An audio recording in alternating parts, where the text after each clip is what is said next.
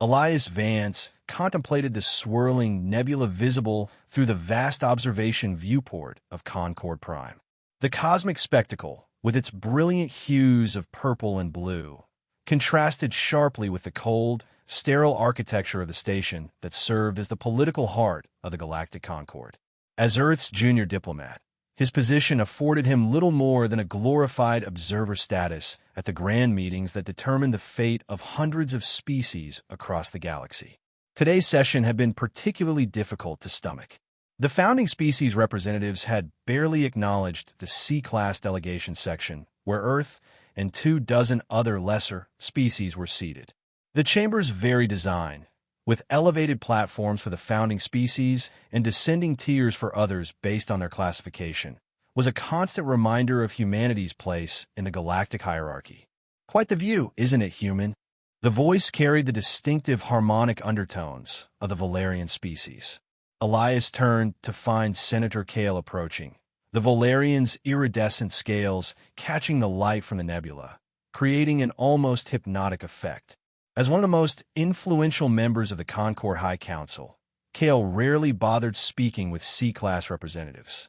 "Indeed, Senator," Elias replied, maintaining the diplomatic composure drilled into him at the Earth Diplomatic Corps. "The universe offers beauty beyond our comprehension. A shame your species will only ever experience such beauty through the generosity of the Concorde," Kale said, mandibles clicking in what Elias had learned was the Valerian equivalent of a dismissive smirk. "Though I suppose you should be grateful. Without our intervention, humans would still be confined to that unremarkable solar system of yours." Elias forced a polite smile. "We're certainly appreciative of interstellar travel technology." "As you should be. The session reconvenes in 30 minutes. I assume Earth will continue its tradition of silent acquiescence on the resource allocation decree." The question wasn't really a question. "Earth will consider all proposals with appropriate deliberation, Senator," Elias replied neutrally. The Valerian's compound eyes studied him momentarily before he turned away. "See that you do." Once alone again, Elias let his diplomatic mask slip momentarily. The new galactic resource allocation decree was nothing more than legalized theft. Under its provisions, the founding species could establish resource extraction operations on any C-class species planetary bodies with minimal compensation. Earth's crucial Martian outposts, which provided nearly 30% of humanity's industrial resources, would fall under Concorde jurisdiction. His communication device chimed softly. A message from Earth's Ambassador Reyes. "Vote proceeds as expected. Opposition noted and ignored. Prepare standard diplomatic acknowledgement statement." Elias watched as representatives from other C-class species received similar messages, their faces falling in resignation. The Rylosian delegate, a slender, four-armed being renowned for their engineering prowess, looked particularly devastated. Their outer colony would lose exclusive mining rights to a rare mineral that was their primary economic resource. In that moment, something hardened within Elias. He'd served in this gilded cage for 3 years, watching the systematic exploitation of Earth and other lesser species.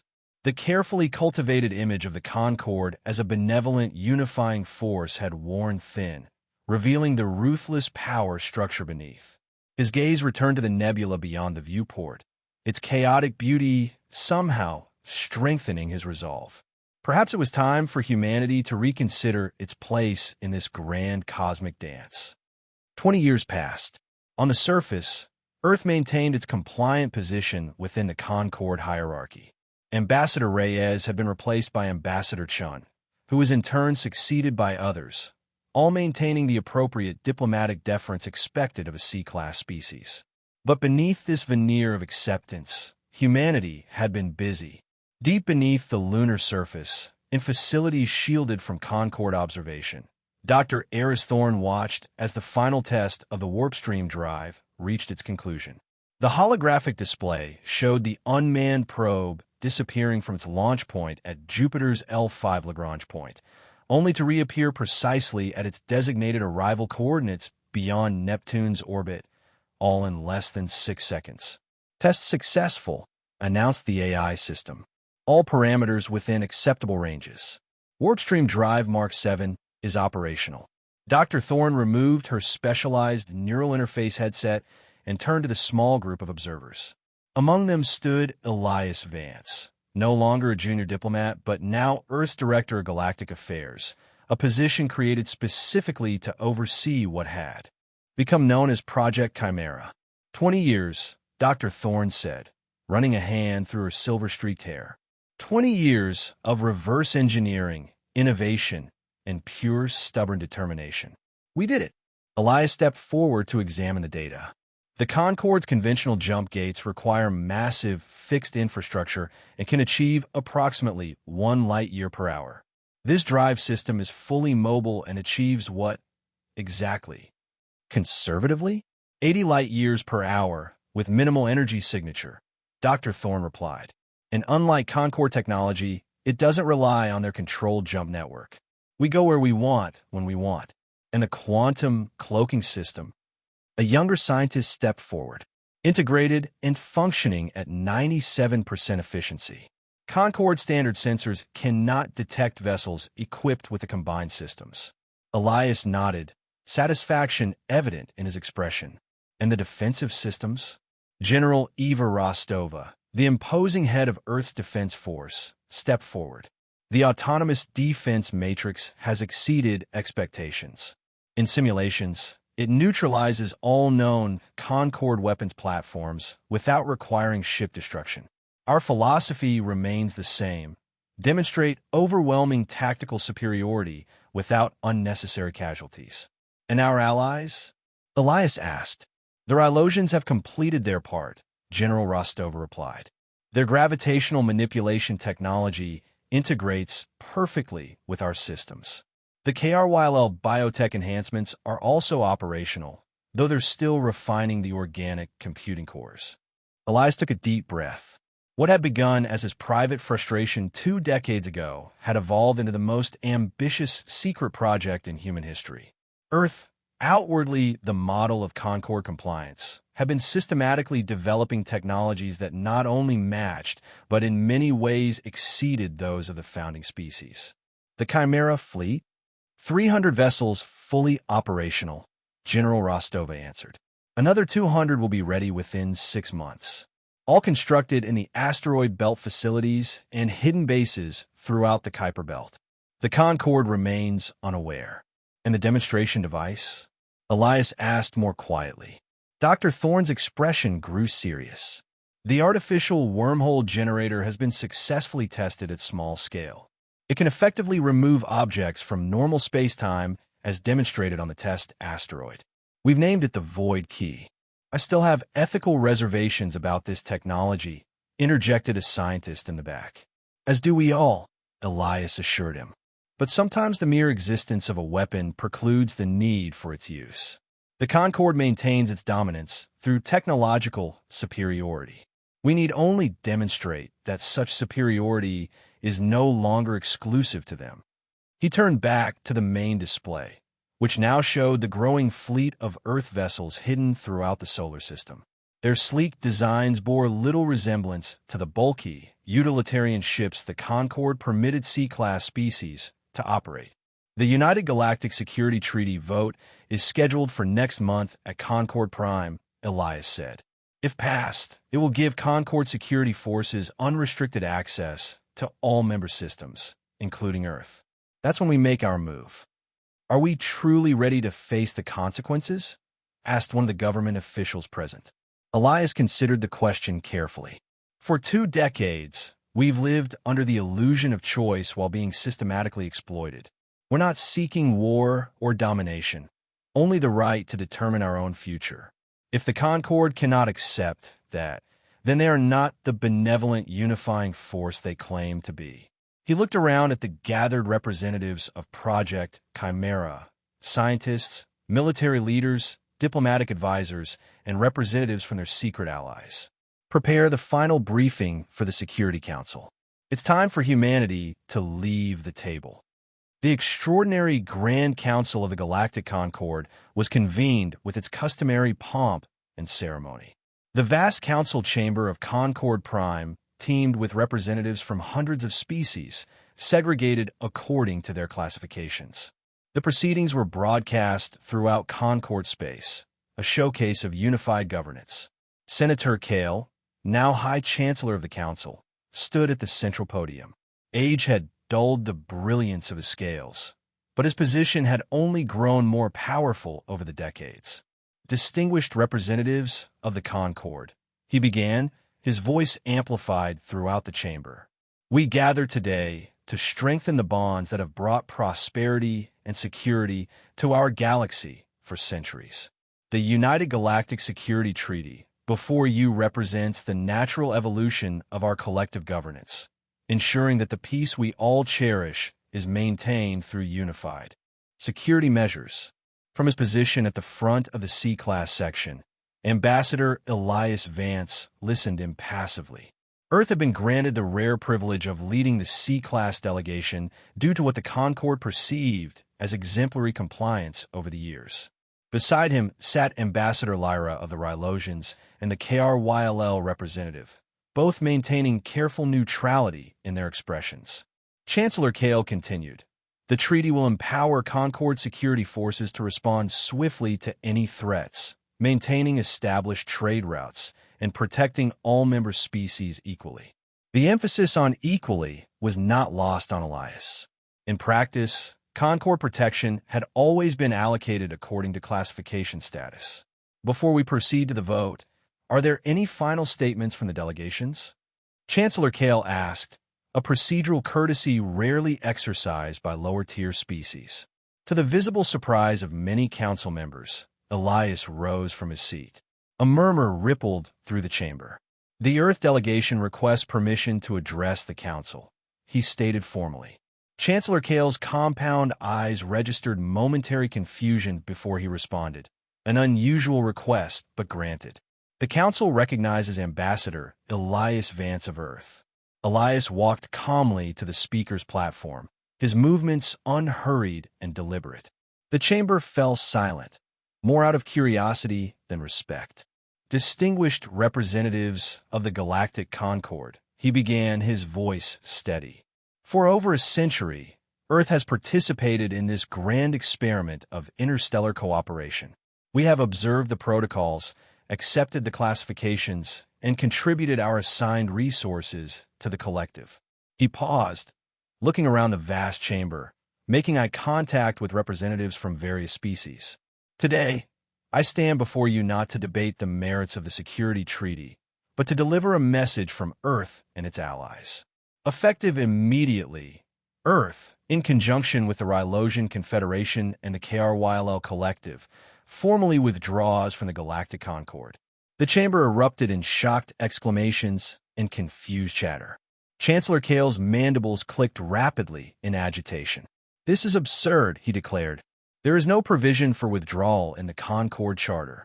"Precisely," Elias continued, unperturbed by the growing chaos.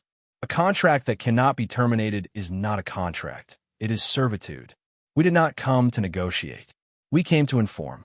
At this, Ambassador Lyra and the KRYLL representative rose from their seats and moved to join Elias at the platform.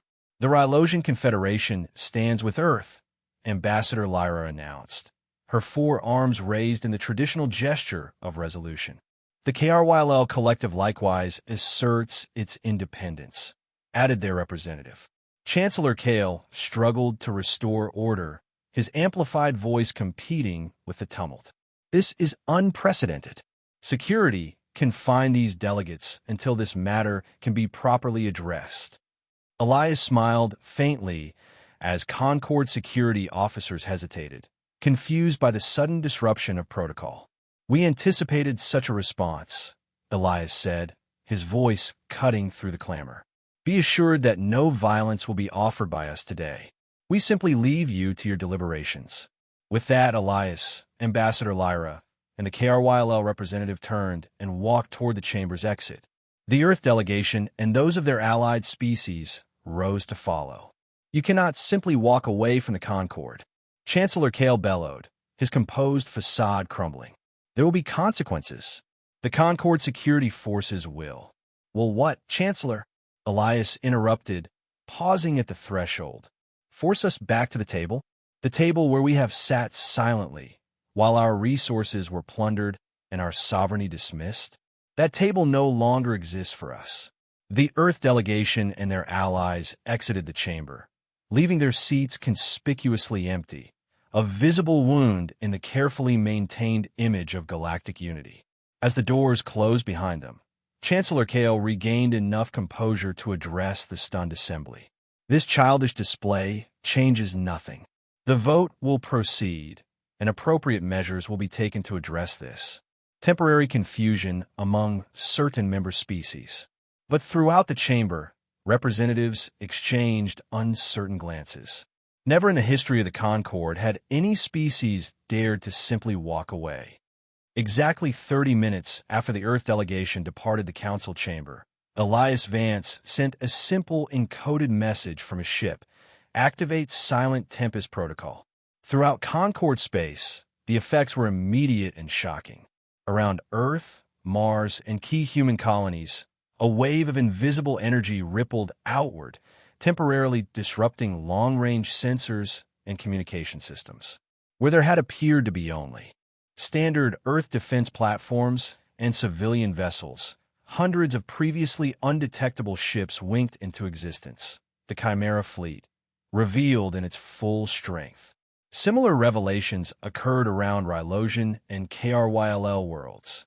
The carefully hidden fruits of their alliance, suddenly visible to the astonished Concord monitoring stations. On Concord Prime, emergency alarms sounded as their long-range scanning systems reported massive sensor anomalies throughout the sectors containing Earth Alliance base. In the monitoring center adjacent to the council chamber, Chancellor Kale watched in growing horror as report after report flowed in. "What do you mean, unauthorized fleet?" he demanded of the Concord security commander. "Earth doesn't possess the technology or resources for a fleet of that size or configuration. The vessels don't match any known design parameters," the commander replied, his professional calm straining. "Their energy signatures are unprecedented.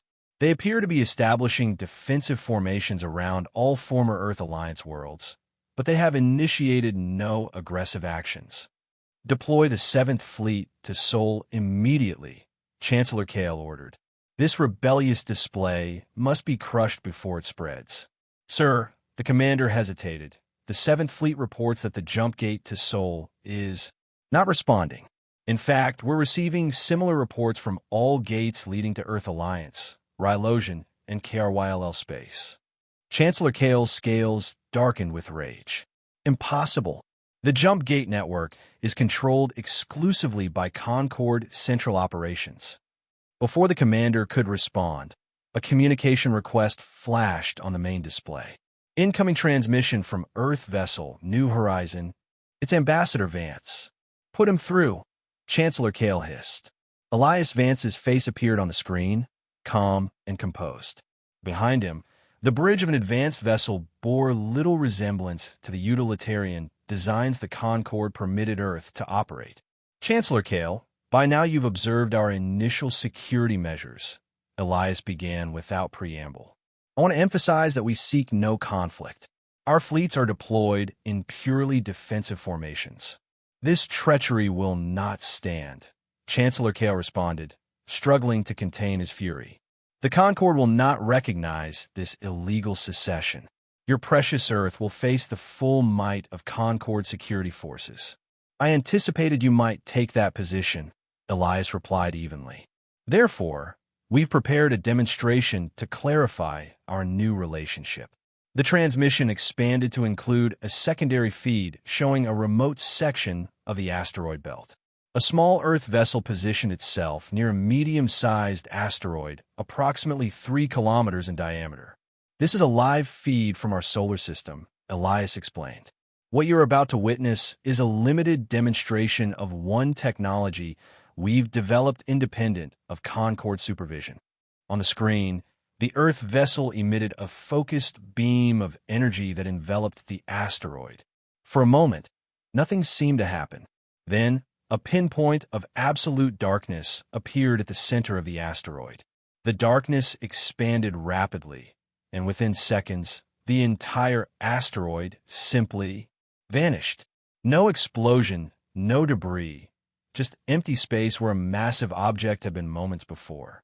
A shocked silence fell over the Concorde Command Center.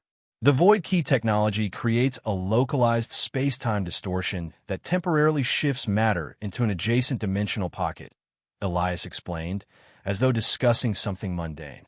This demonstration used approximately 5% of the device's capacity. We possess multiple such devices throughout our fleet. Chancellor Kale found his voice, though it had lost much of its authoritative resonance. You threaten the Concorde with destruction? This confirms everything about the dangerous nature of unregulated species. On the contrary, Elias corrected, we threaten nothing and no one. Had we wished for conflict, this conversation would not be taking place.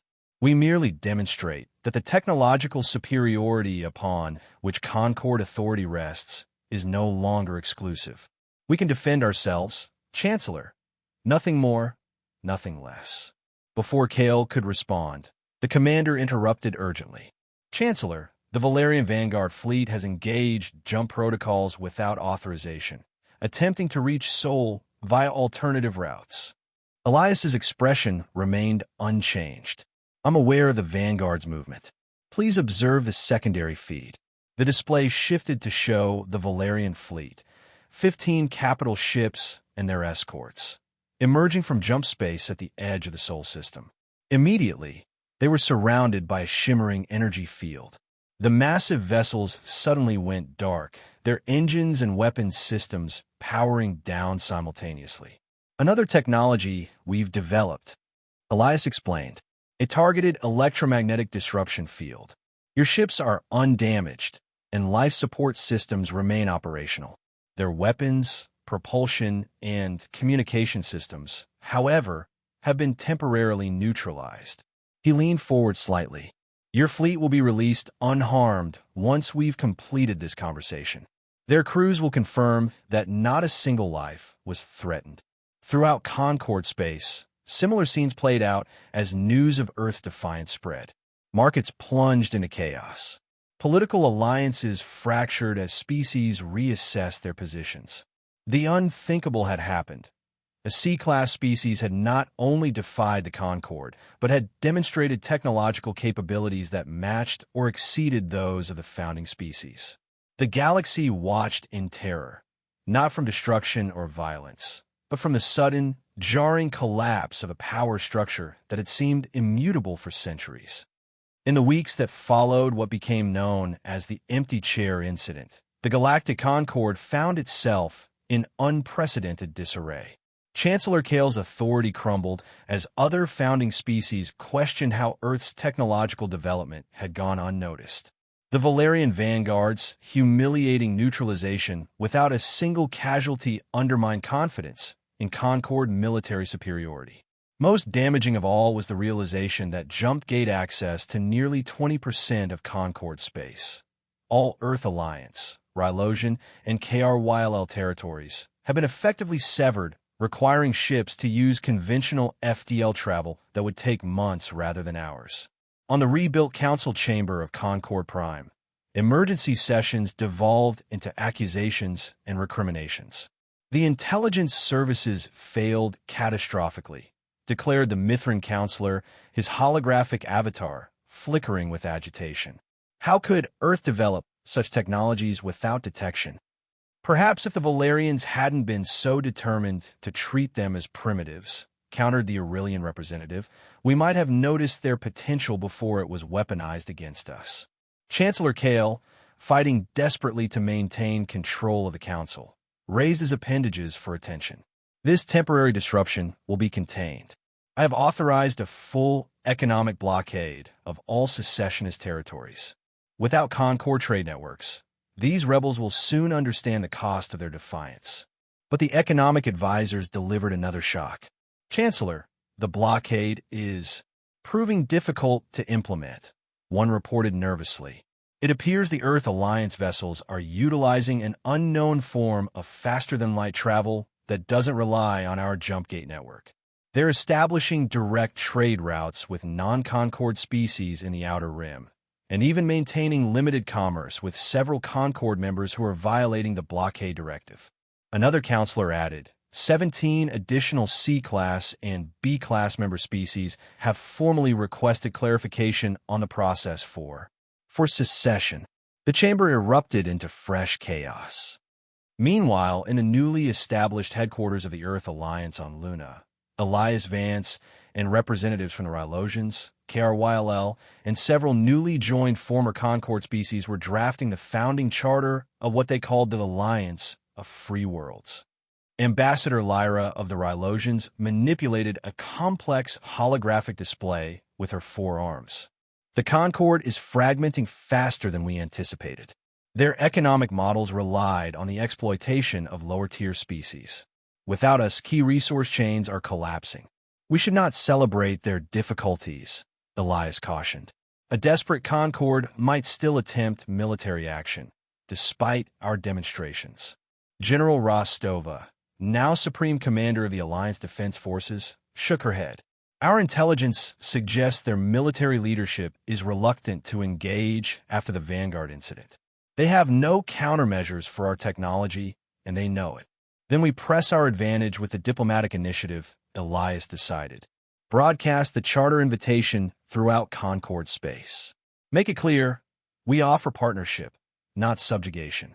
Dr. Thorne, who had become something of a celebrity among the Alliance worlds as the architect of their technological revolution, looked troubled. The power we now wield, it comes with tremendous responsibility. Indeed, Elias agreed, his expression solemn, which is why the Charter explicitly prohibits using our technologies for territorial expansion or resource appropriation without fair compensation. We cannot become what we fought against. A young aide hurried into the chamber. Ambassador Vance, we've received responses from 23 former Concord species. They're requesting membership in the Alliance. Elias exchanged glances with the assembled representatives. So it begins. 6 months after the empty chair incident, the galaxy had transformed. The Concord, while not dissolved, had been reduced to approximately 60% of its former territory and influence. Internal reforms were being painfully implemented as remaining member species demanded greater equality. The Alliance of Free Worlds had grown to encompass 47 former Concord species and 9 independent worlds that had previously remained outside both power blocks. Their technological sharing program, carefully regulated to prevent misuse, was revolutionizing everything from medical care to agricultural production throughout member worlds. Chancellor Kale had been removed from power, replaced by a council of 5 representatives from different classification tiers, a concession unimaginable before Earth's defiance. On Earth, Elias Vance stood on the observation deck of the rebuilt United Nations headquarters in New Geneva, gazing at the night sky. The stars no longer seemed distant and unreachable.